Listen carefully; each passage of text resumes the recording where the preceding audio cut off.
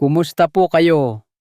Ako po si Dr. Benigno Manlapas, isang doktora na may malasakit at espesyalisasyon sa pangangalaga sa ating mga nakatatanda. Kayo po ba ay isang lalaking nasa edad 60 pataas?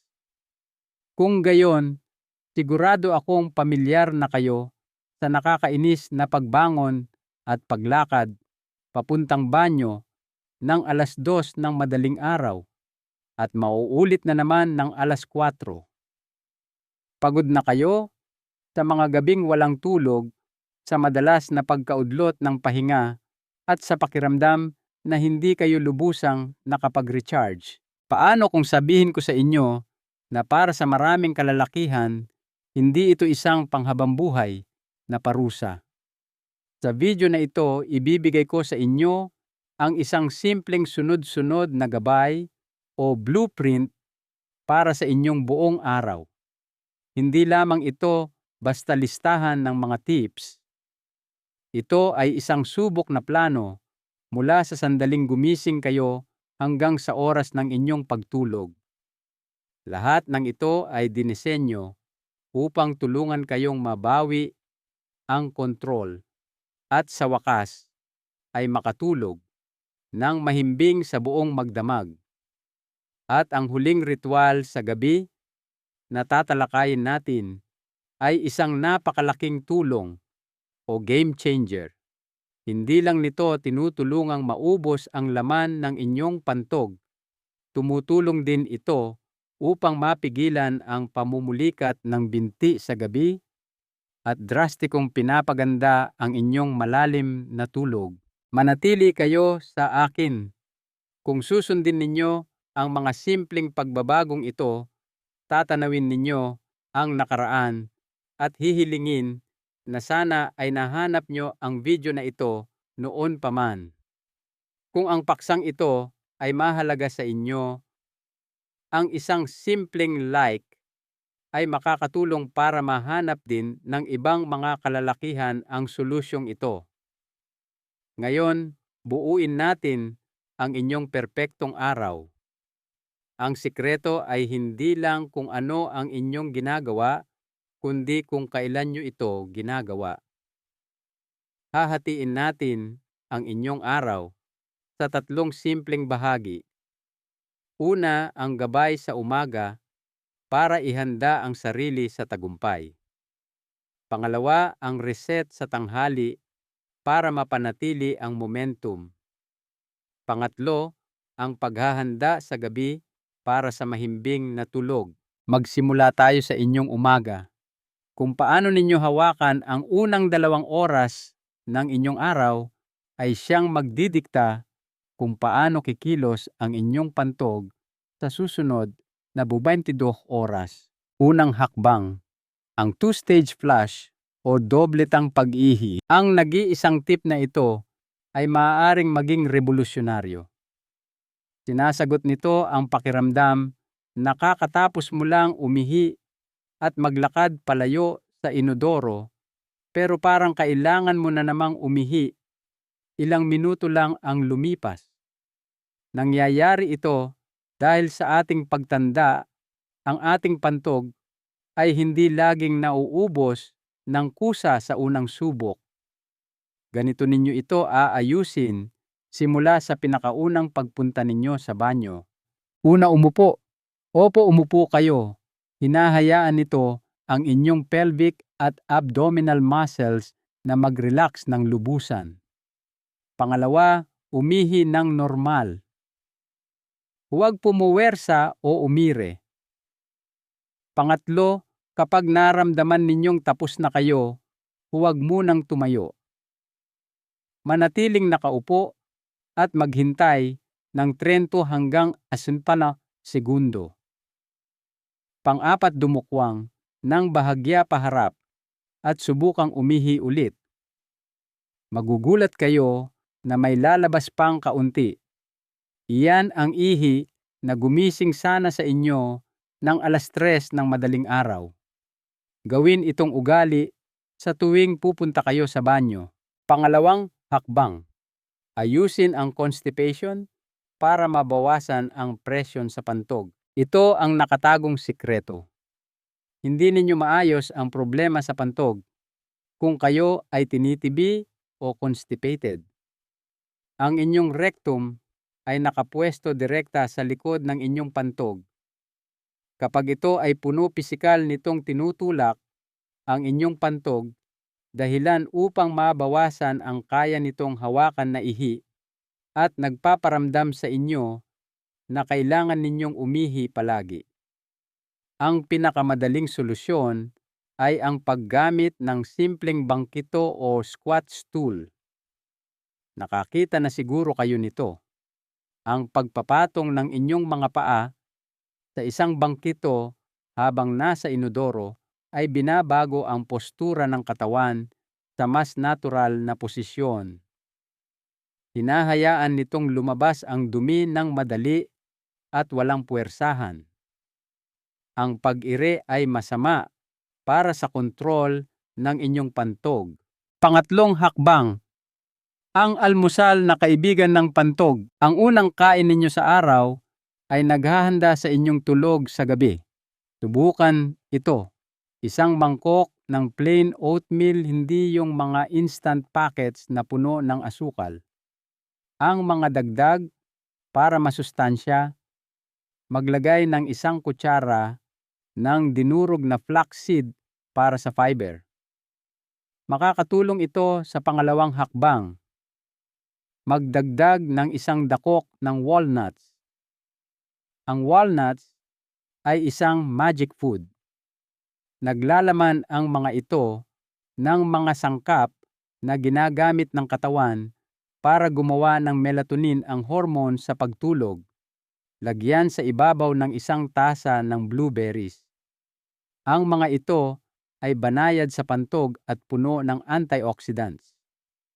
Ang almusal na ito ay pananatilihin kayong busog, gagawing regular ang inyong pagdumi, at sisimulang ihanda kayo para sa pagtulog. Lahat ng iyan sa ganap na 8:00 ng umaga. Pang-apat na hakbang, ang 10 minutong pampaluwag. Ang naninigas at masikip na ibabang bahagi ng likod at balakang ay maaaring magdulot ng tensyon sa pelvic floor.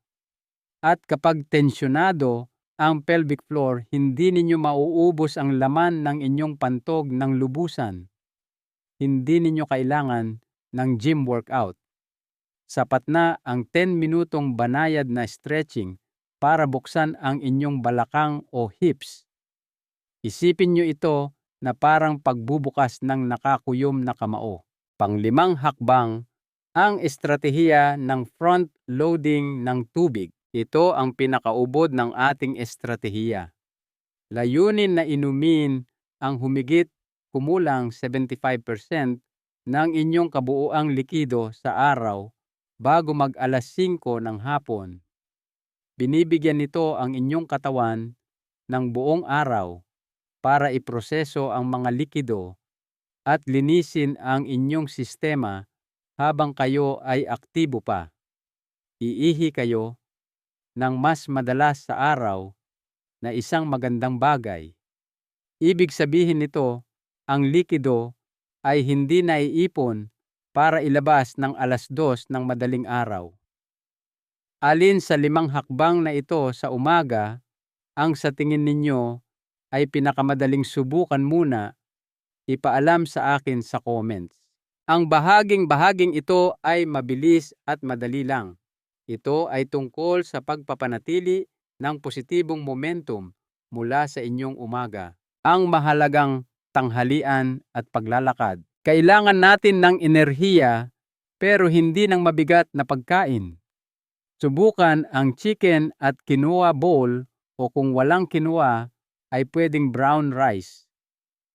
Makakakuha kayo ng lean protein mula sa inihaw na manok para sa lakas, at fiber at magnesium mula sa quinoa. Ang magnesium ay ang pampakalma ng kalikasan. Susi ito para sa parehong kalamnan at pagtulog.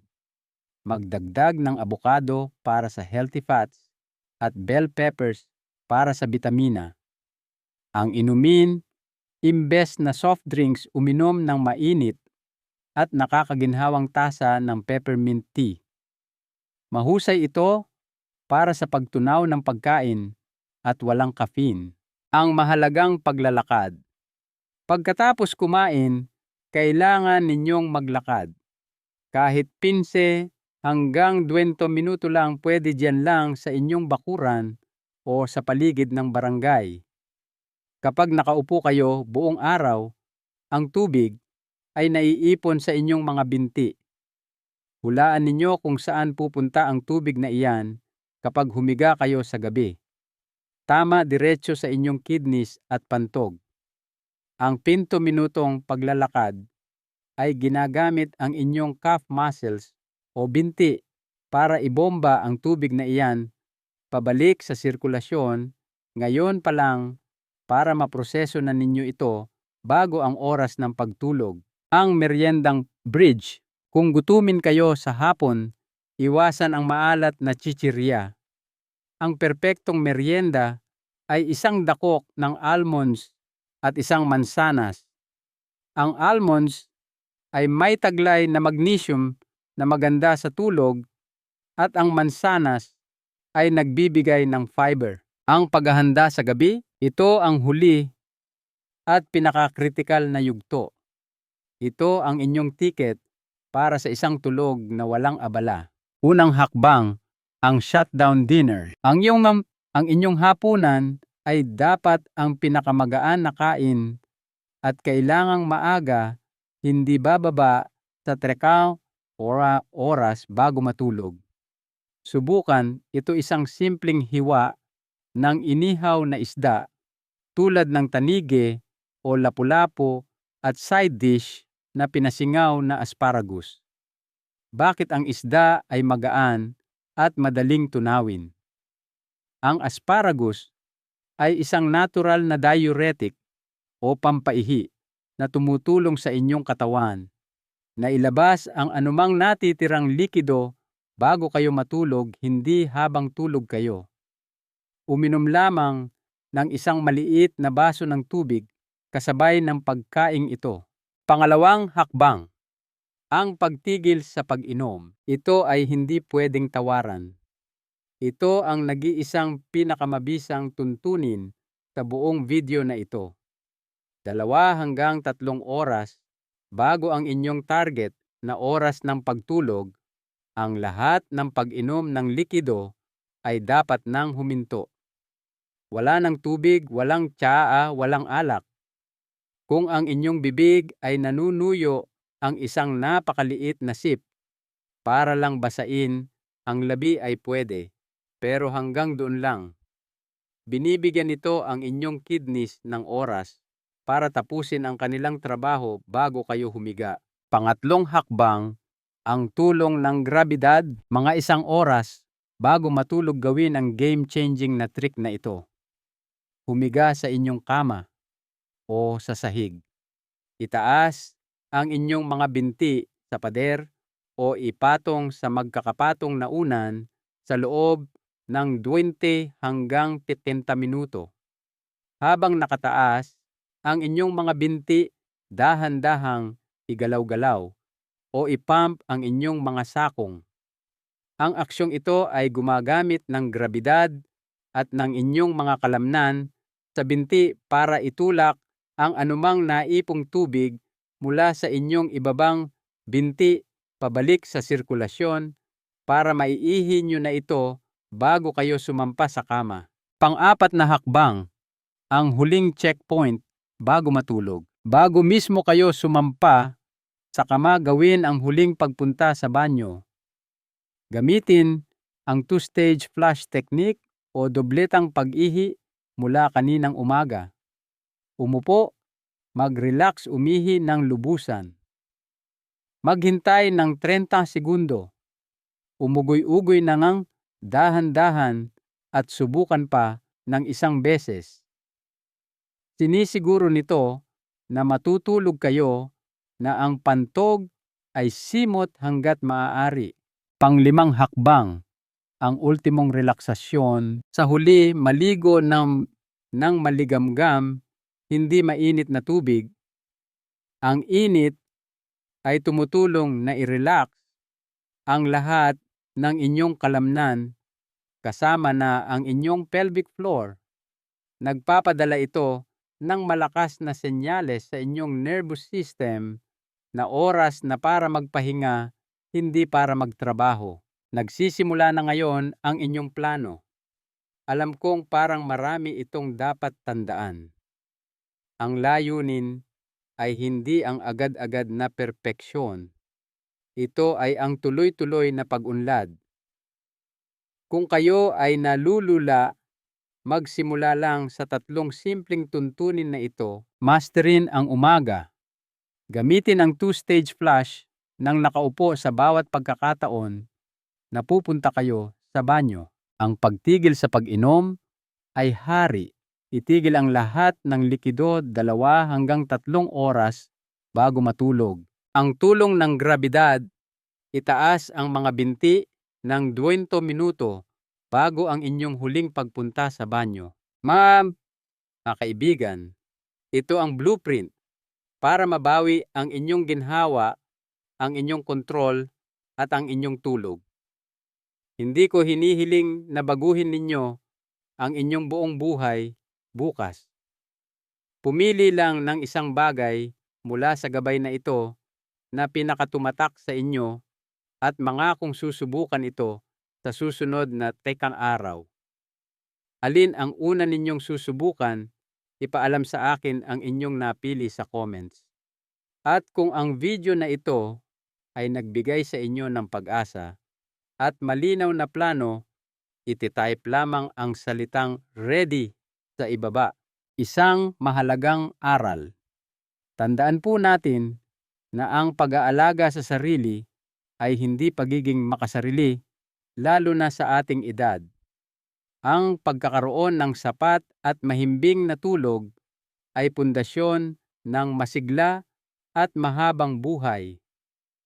Sa pamamagitan ng maliliit na disiplina sa ating katawan, nabibigyan natin ang ating sarili ng kalayaan na i-enjoy ang bawat araw kasama ang ating mga mahal sa buhay nang walang iniindang pagod o abala. Huwag kalimutang mag-subscribe sa channel at i-on ang notifications para maipagpatuloy natin ang paglalakbay na ito sa kalusugan ng magkasama.